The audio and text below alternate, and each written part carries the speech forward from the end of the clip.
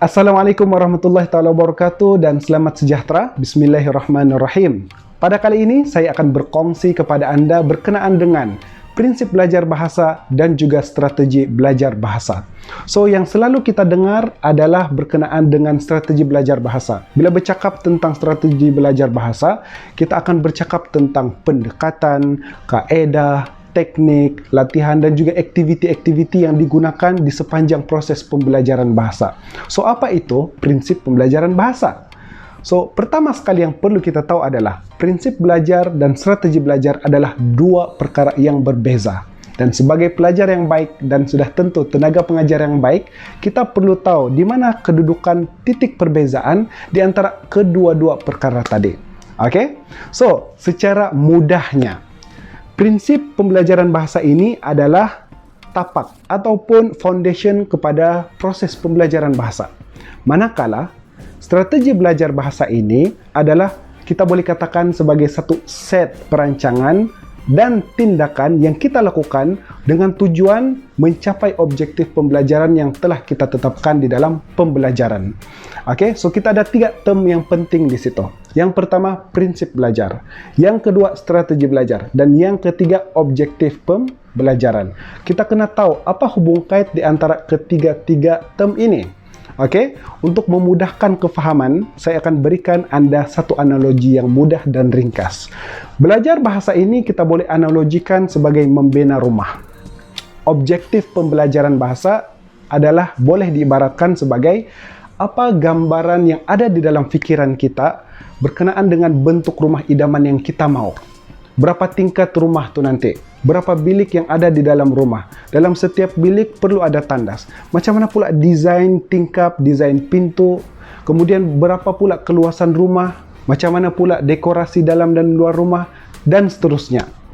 Yang kedua, strategi belajar bahasa. Strategi belajar bahasa ini boleh kita ibaratkan sebagai usaha untuk merancang dan seterusnya membina rumah sampailah rumah itu siap, cukup sifatnya. So, di dalam proses merancang dan membina rumah itu, ada beberapa perkara yang kita perlu. Yang pertama, kita perlukan plan rumah yang betul, yang sesuai. Kemudian, kita perlu tahu pula apa material bahan binaan yang diperlukan untuk rumah itu.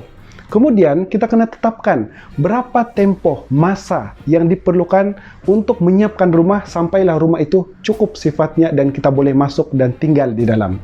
Dan yang seterusnya, berapa ramai pekerja yang kita perlukan dan apa kemahiran yang mereka perlu ada. Dan yang paling penting, siapa yang akan lead kepada projek pembinaan rumah sampailah rumah itu nanti akan siap sepenuhnya. Dan yang terakhir, prinsip belajar bahasa. Prinsip belajar bahasa kita boleh ibaratkan sebagai tapak kepada rumah yang kita mau buat itu.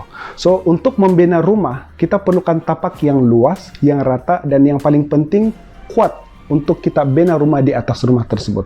So, berdasarkan analogi mudah yang saya berikan, saya kongsikan kepada Anda semua, kita boleh simpulkan hubung kait di antara ketiga-tiga perkara tadi. Yaitu, prinsip pembelajaran bahasa adalah tapak kepada proses pembelajaran bahasa. Manakala strategi belajar bahasa adalah satu set perancangan dan tindakan belajar yang kita bina. Di mana kita bina? Di atas tapak tadi.